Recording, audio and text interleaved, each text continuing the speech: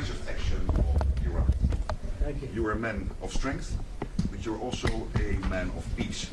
And the fact that you are now also successful in getting this ceasefire done between Israel and Iran, I really want to commend you for that. Thank you. And I think this is important for the whole world.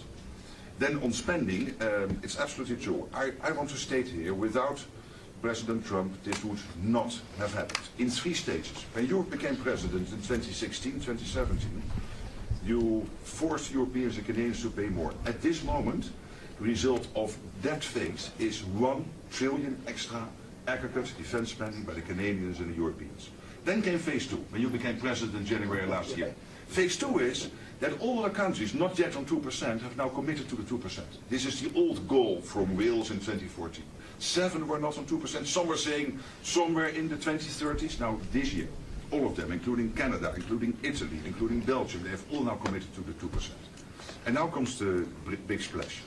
Today, we will decide to go to 5%. We have to keep ourselves safe for our adversaries, but also because it is fair to equalize with the United States.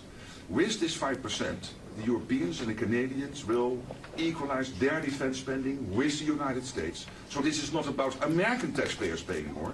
This is about Europeans, Canadians paying more. And again, this would not have happened. I'm really saying this here.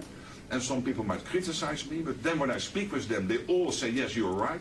This would not have happened if you would not have been elected in 2016 and re-elected last year and back into office in January. So I want to thank you. Well, thank you very much. It's a great victory for everybody, I think. And we will be equalized very shortly, and that's the way it has to be. And it's going to be a lot of money, too, a lot of defense. Trillions extra. Yeah, and we have a great relationship, and we've had a great relationship from the beginning. Highly respected man, and yeah, we appreciate you being here too, everybody. We really do. We have a tremendous group of people on my left and a tremendous group of people on my right. They might be even better than my people. I don't know. Let's have a fight. Let's figure it out. Anyway, but we appreciate it, and we've had a tremendous relationship, Mark and I. And we've really worked on this subject for a long time. When Biden was here, it just died like everything else died. And now it's, you're going to take, I guess, a vote today, right? Absolutely. Today we will decide unanimously to do it. That's my absolute conviction. So we can't talk about it until the vote's taken, because sometimes, you know, strange things happen. But I think you're going to I'm not too worried. I think you're going to do very well. Everyone's very happy about it. Go ahead. Yes. Mr. President, how is the Iran-Israel ceasefire going, in your opinion? I think very good. I think very good. Israel came back yesterday. I was so proud of them because they came back. You know, they went out because they felt there was a violation, and technically they were right, but it just wouldn't have worked out very well. And they brought the planes back. They had gone on to another journey because there was a little bit of a violation, and I said, you got to get them back. And they came back, and it was a great thing, and it's going very well. Mr. President, what is your response to the Foreign Minister saying he still wants to enrich nuclear? Hello, Katie. She's so great, this one. Any question she asks, I'll answer. Well, maybe I better not say that. What was your question? What is your response to the Iranian Foreign Minister continuing to say Iran will enrich uranium and pursue nuclear weapons? Well, I don't know if they've said that, but I'll tell you, the last thing they want to do is enrich anything right now. They want to recover. And we won't let that happen, number one. Militarily, we won't. I think we'll end up having somewhat of a relationship with Iran. I see it. Look, I've had a relationship over the last 4 days. They agreed to the ceasefire. And it was a very equal agreement. They both said, that's enough. They both said it. But no, they won't do that. The last thing they want to do, Katie, is enrich. They're not looking to, can you imagine after all that, they're going to say, oh, let's go and do a bomb. You know, there could be a day in the future, and then somebody else taking our place will be saying, don't do it. And maybe they won't do it as well, I don't know. But they're not going to have a bomb, and they're not going to enrich. And we believe all of the stuff is down there. We don't think they had nearly the time, because to get that out is a very difficult thing. It's not like moving a package or taking this carpet up and moving it. It's very difficult. It's very dangerous to do. We believe it's all down there. We had a tremendous victory, a tremendous hit, and because of that, I don't think they would have been down there, because they knew we were coming. When they know we're coming, they're not going to be down in that, 30 stories underground. So no, I think it was just a tremendous victory for everybody, including Iran. Look, they've got a country, and they've got oil, and they're very smart people, and they can come back. Israel got hit very hard, especially the last couple of days. Israel was hit really hard. Those ballistic missiles, boy, they took out a lot of buildings. And they've been great. Bibi Netanyahu should be very proud of himself. And they've really been great. But they're not going to be building bombs for a long time. Mr. President, what's your reaction to the intelligence reports saying that the Iranian nuclear sites were only partially devastated, not entirely? Yeah, well, they said it was actually, the report said it could have been very, they don't know. I mean, they did a report. I could have Pete talk to it because his department did the report. They really don't know. I think Israel's going to be telling us very soon because Bibi is going to have people involved in that whole situation. We hear it was obliteration. It was a virtual obliteration. When you take a look at the ground above, don't forget the flame is all underground. But everything above, if you look at the before and the after picture, everything above is burned black. The trees, everything. There's one building, but that's a building that sunk substantially into the granite, so that, you know, the fire goes right over it. It was, I believe it was total obliteration. I believe they didn't have a chance to get anything out because we acted fast. If it would have taken 2 weeks maybe, but it's very hard to remove that kind of material. Very hard and very dangerous for them to remove it. Plus, they knew we were coming, and if they know we're coming, they're not going to be down there. There aren't too many people that are going to be down there. Pete, do you have something to say about that? Well, Mr. President, when you talk to the people who built the bombs, understand what those bombs can do, and deliver those bombs, they landed precisely where they were supposed to. So it was a flawless mission. Flawless. Right down where we knew they needed to enter. And given the 30,000 pounds of explosives and capability of those munitions, it was devastation underneath Fordo. And the amount of munitions, 6 per location, any assessment that tells you it was something otherwise is speculating with other motives. And we know that because when you actually look at the report, by the way, it was a top secret report, it was preliminary, it was low confidence, all right, so this isn't, you make assessments based on what you know. And it said it could be very devastating, very serious. Moderate to severe, and we believe far more likely severe and obliterated. So this is a political motive here. Is there a leak investigation? Of course. We're doing a leak investigation with the FBI right now because this information is for internal purposes, battle damage assessments, and CNN and others are trying to spin it to make the president look bad when this was an overwhelming success. We had a tremendous success, and this is the New York Times. I call it the failing New York Times. It's gone to hell. And CNN, which, as you know, very few people are watching. And you would think they'd do the opposite. You would think they'd want to say, this was an unbelievable success. And the thing that hurts me is it's really demeaning to the pilots and the people that put that whole thing together, the generals. That was a perfect operation. And when you look at the holes, and this was done from 52,000 feet, there was no moon, there was no light, and those 3 holes are right together. And also, and nobody talks about this, we shot 30 Tomahawks from submarines, in particular one submarine, but that was 400 miles away. Mm-hmm. And every one of those Tomahawks hit within a foot of where they were supposed to hit. Took out a lot of buildings that Israel wasn't able to get. We took them out with Tomahawks. We don't even talk about that. This was a devastating attack, and it knocked them for a loop. And you know, if it didn't, they wouldn't have settled. If they had won, if we didn't take it out, they wouldn't have settled. Somebody mentioned that to me last night.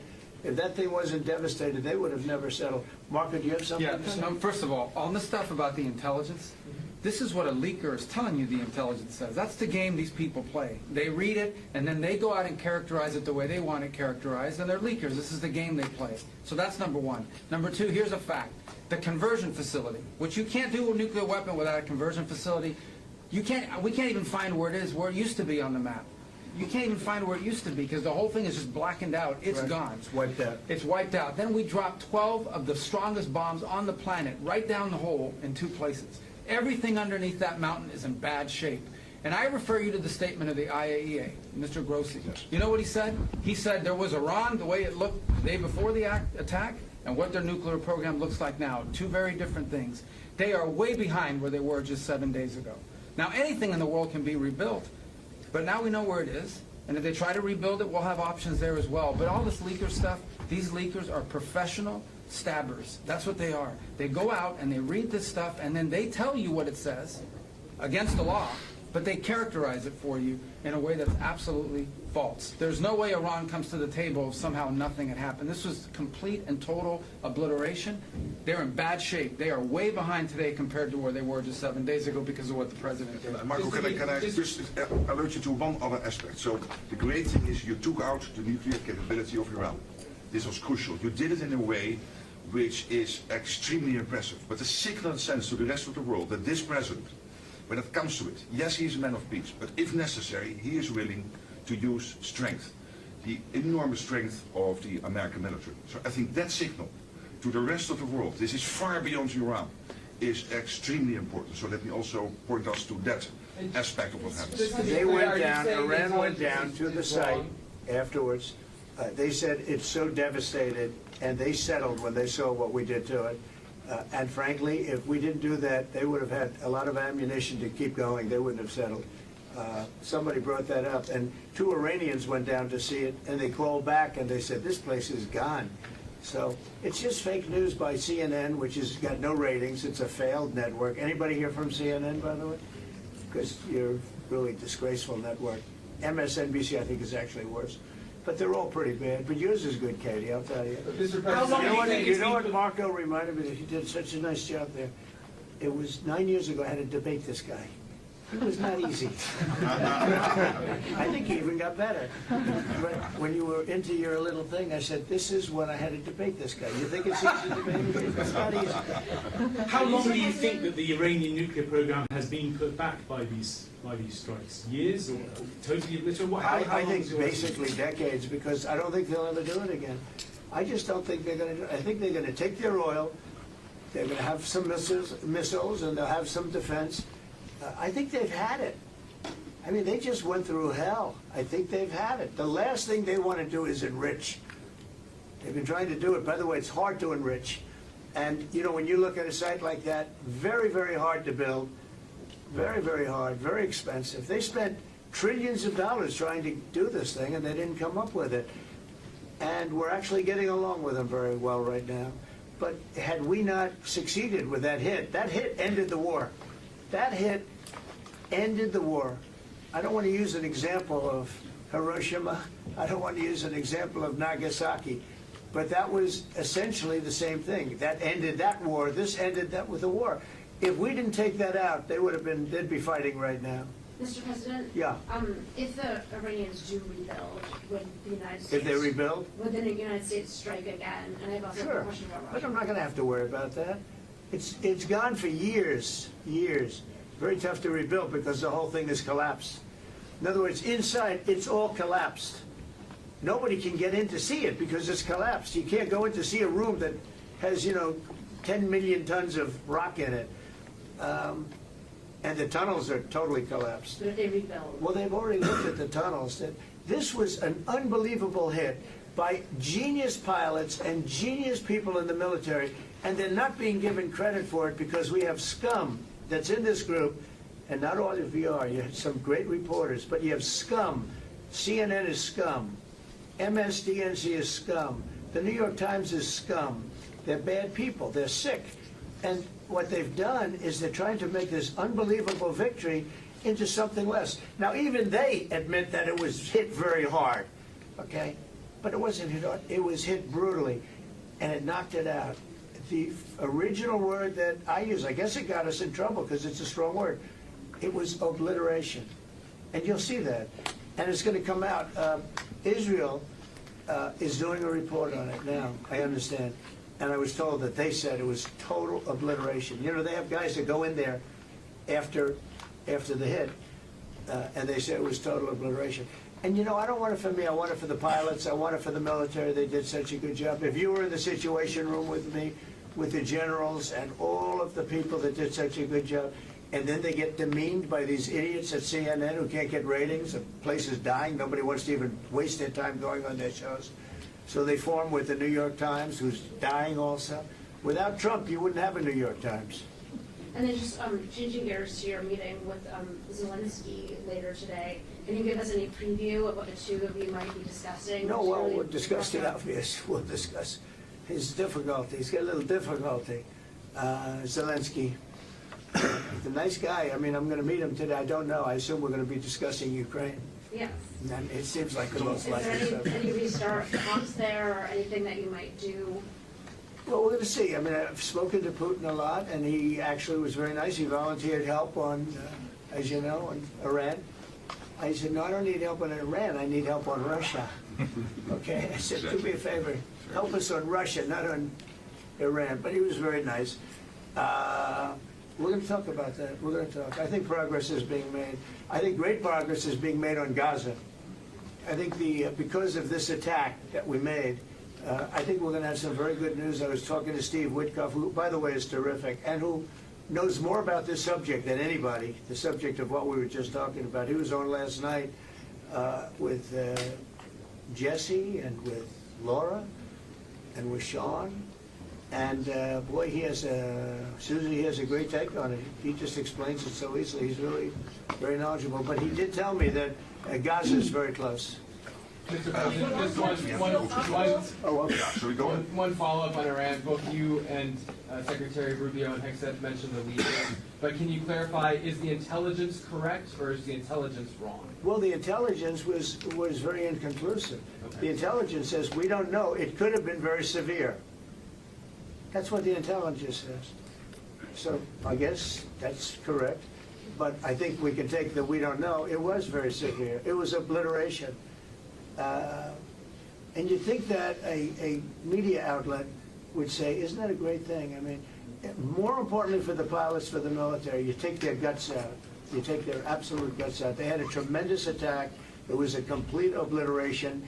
The other team, the other group, Iran, said, let's stop this. And you know what? Israel said it too. Very smart. They fought like hell, and then they said, let's stop. And they're going to build themselves. And I really see it as sticking. I mean, we may do papers on it, Marco. Maybe we're going to do papers. I don't even know if you need them. They're not going to be fighting each other. They've had it. They've had a big fight, like two kids in a schoolyard. You know, they fight like hell. You can't stop them. Let them fight for about 2-3 minutes. Then it's easy to stop them. And then Daddy has to sometimes use strong language to You have to get use stuff. strong language. Every once in a while you have to use a certain word. I think we have to join the other Senate. Yes, we're going to join some other group. Yes, thank you. Katie, one There's one last question. Do you believe that she's so good, but she only Thank you, Mr. President. She used to be very difficult, but now she... Go ahead. Do you believe that this strike on the Iranian nuclear program will lead to the release of the hostages in Gaza? I think that it helped a little bit. It showed a lot of power. Yeah, I think it helped, but we're going to get separately, even before this, we were very close to making a deal on Gaza. I think this helped, yes. Okay, thank you, Kevin. Thank you. Thank you, everybody. Thank you, Press. Thank you. Thank you, Press.